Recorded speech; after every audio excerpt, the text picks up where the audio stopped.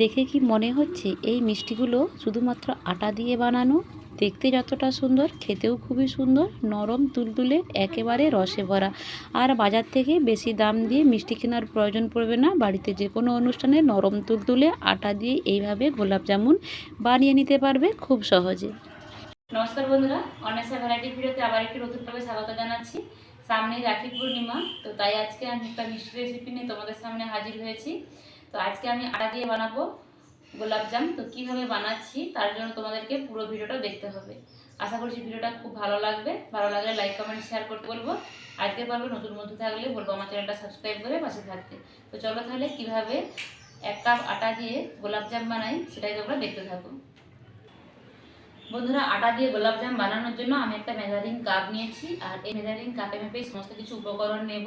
অবশ্যই measuring cup কিংবা বাটি যেটাই নাও না কেন সেই অনুযায়ী সব কিছু জিনিসপত্র নিতে হবে। তো আমি এই কাপটা নিয়েছি, এই কাপে করে সব কিছু উপকরণ নিচ্ছি।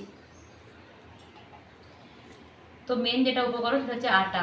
তো আমি এখানে 1 কাপ আটা নিচ্ছি। তো আমি 1 কাপ আটা মেপে নিচ্ছি। আমি 1 কাপ গমের আটা নিয়েছি, যে রেগুলার যে আমরা আটা ব্যবহার করি সেই আটায় নিয়েছি 1 কাপ।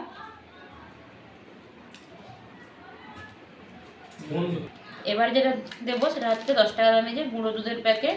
তো এই কাপ মেপেই নেব 1 কাপ গুঁড়ো দুধ। তো আমি সব প্যাকেটগুলি কেটে নিই।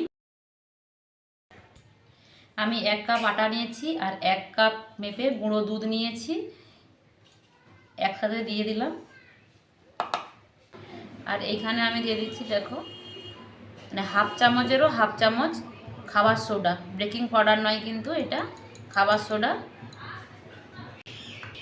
এবার সমস্ত কিছু শুকনো উপকরণ ভালো করে হাত দিয়ে মেখে নিতে হবে।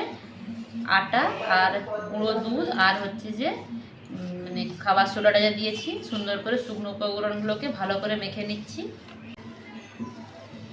আমি 1 কাপ লিকুইড দুধ নিয়েছি। এটাকে আমি আগে থেকে জাল করে ঠান্ডা করে নিয়েছি। হালকা কুসুম গরম আছে, কোনো অসুবিধে নেই। তো এবার আমি অল্প অল্প করে দিয়ে একটা ডো তৈরি করে নেব। এটাকে সুন্দর করে মেখে নিয়েছি। আর আমার 1 কাপ দুধ পুরো লাগে না, হাফ কাপ দুধ লেগেছে। হাফ কাপ দুধেই আমার হয়ে গেছে। আর এই মাখাটা কিন্তু এরকম চটচটে টাইপের হবে, হাতে লেগে যাচ্ছে এরকম চটচটে হবে। আর এটা বেশ একটুক্ষণ রেস্টে রেখে দিলে তখন এই চটচটে ভাবটা চলে যাবে। তো চলো, এটা আমি এখন রেস্টে রেখে দিলাম। ডোটা রেস্টে রেখে দিছি। ডোটা রেস্টে থাক।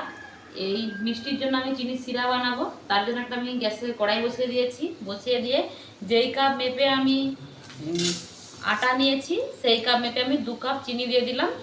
আর 2 কাপ আমি জল দিয়ে দিচ্ছি। যত চিনি দেব তার তত পরিমাণে জল দিতে হবে। 2 কাপ চিনির সাথে আমি 2 কাপ জল দিয়ে দিলাম। চিনি শিরার মধ্যে 2টো এলাচ ফাটিয়ে দিয়ে দিলাম। এবার আমি চিনি শিরাটাকে একটু নাড়াচাড়া করব। আর চিনি গলে গিয়ে ফুটে উঠে চিনি শিরাটা আমার হয়ে যাবে। চিনিটা গলে গেছে, এই দেখো, একেবারে একটু কোনো দানা ভাব নেই। আর চিনিটা গলে গিয়ে একটুক্ষণ ফুটিয়ে নিলেই রসটা রেডি হয়ে যাবে। তো আমি নিয়ে 1-2 মিনিট মতো ফুটিয়ে নিয়েছি। আমার রসটা রেডি হয়ে গেছে। এবার আমি রসটাকে নামিয়ে নেব। চিনি শিরাটা হয়ে গেছে, নামিয়ে নিয়েছি। আর এদিকে যে ডোটা রেস্টে রেখেছিলাম, এবার আমি মিষ্টিগুলো তৈরি করে নেব।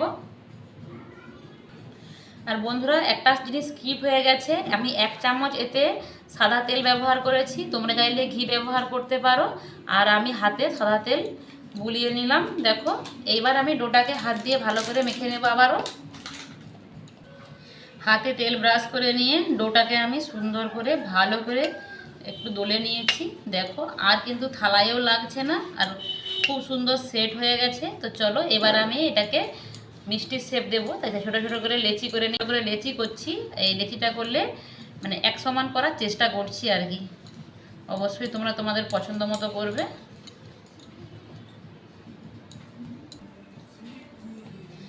দেখো, আমার 1 কাপ আটায় অনেকগুলোই মিষ্টি হয়ে গেছে। আর এই মিষ্টিগুলোকে এবার এইভাবে হাত দিয়ে চেপে চেপে সুন্দর করে গোল করে নেব।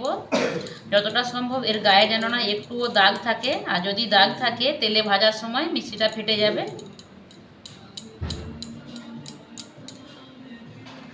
একবারে গাটা কিন্তু তেল তেলে করতে হবে, তাহলে মিষ্টিটা ভাজার পর মিষ্টিটা আর ফাটবে না।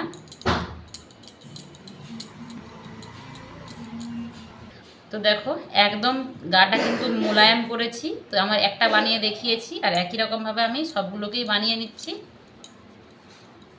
এটাকে চেপে চেপে প্রথমে করতে হবে, তারপর আলতোভাবে করলেই সুন্দরভাবে রেডি হয়ে যাবে। দেখো আমি আবার একটা বানিয়ে নিচ্ছি।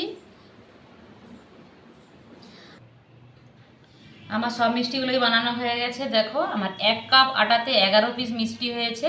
তো চলো এবার এই মিষ্টিগুলোকে আমি ভেজে নেব।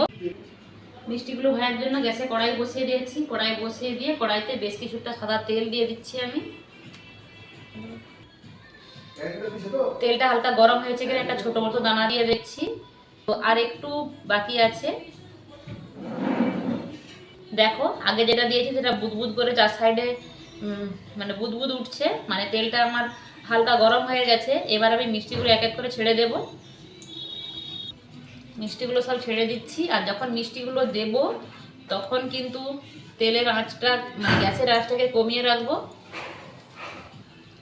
এক এক করে আমি সব মিষ্টিগুলোই দিয়ে দিলাম।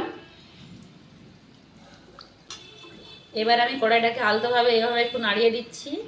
মিষ্টিগুলো কিন্তু অনেকটাই ফুলে গেছে, তোমরা দেখে বুঝতে পারছো কালারেরও পরিবর্তন এসে গেছে। তো আমি মাঝে মাঝে একবার করে এইভাবে নাড়িয়ে দিচ্ছি যাতে গরম তেলটা ওপর দিকে ওঠে, মিষ্টিটা যাতে সুন্দর হয়ে ফুলে ওঠে তার জন্য।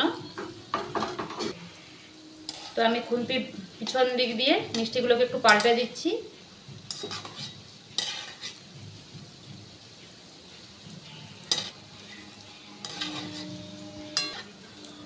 তো এইভাবে মিষ্টিগুলোকে একটু ঘুরিয়ে ঘুরিয়ে ভেজে নেব লাল লাল করে। আর গ্যাসের ফ্লেম কিন্তু হাই রাখবো, গ্যাসের ফ্লেম কিন্তু কম রাখবো না। কম যদি রাখা হয় তাহলে মিষ্টিগুলো ভেতর থেকে বেশি হয়ে ভাজা হয়ে যাবে, তখন মিষ্টিটা শক্ত হয়ে যাবে।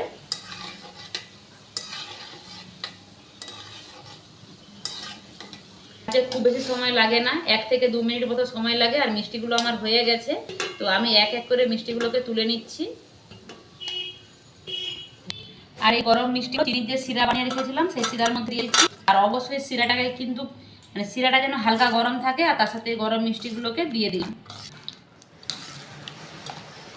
দিয়ে ভালোভাবে মিষ্টিটা উল্টে পাল্টে দিচ্ছি।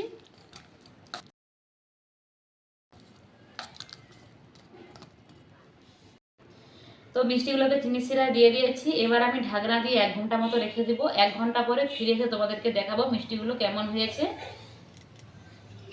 তো আমি থালাটাকে ঢাকনা দিয়ে ঢেকে রেখে দিলাম। 1 ঘন্টা পর ফিরে আসছি। বন্ধুরা 1 ঘন্টা পরে ফিরে এসেছি। আর মিষ্টিগুলো কেমন হয়েছে তোমাদেরকে দেখাই চলো। ঢাকনাটা খুলে নিলাম। আর মিষ্টিগুলো 1 ঘন্টা মতো পুরো এই রসে দিয়ে রেখেছিলাম, তাই রসটা অনেকটাই টেনে নিয়েছে।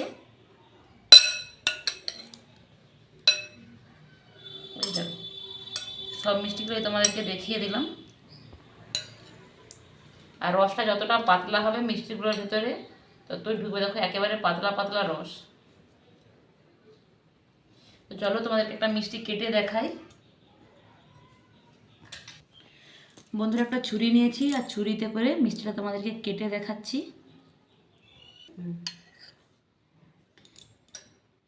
দেখো মিষ্টিটা কেটে দিয়েছি, আর ভেতর থেকেও দেখো রস বেরোচ্ছে, দেখে বুঝতে পারছি। দেখো নরম হয়েছে কিন্তু ভেতর থেকে, এমনিতেও রস বেরোচ্ছে। দেখো আরেকটাও তোমাদেরকে কেটে দেখাচ্ছি, দাঁড়াও। এটাও কেটেছি, এটাও দেখো ভেতর থেকে রস ঢুকে গেছে। আর খুব সুন্দর কিন্তু নরমও হয়েছে মিষ্টিগুলো। তো বন্ধুরা আটা দিয়ে কত সহজে মিষ্টি বানানো যায় সেটা তোমাদের সঙ্গে রেসিপিটা শেয়ার করলাম। তো আমার ভিডিওটা তোমাদের কাছে কেমন লেগেছে অবশ্যই কিন্তু কমেন্ট বক্সে জানিও। ভালো লাগলে একটু বন্ধুদের মাঝে শেয়ার করে দিও। সবাই ভালো থেকো, সুস্থ থেকো।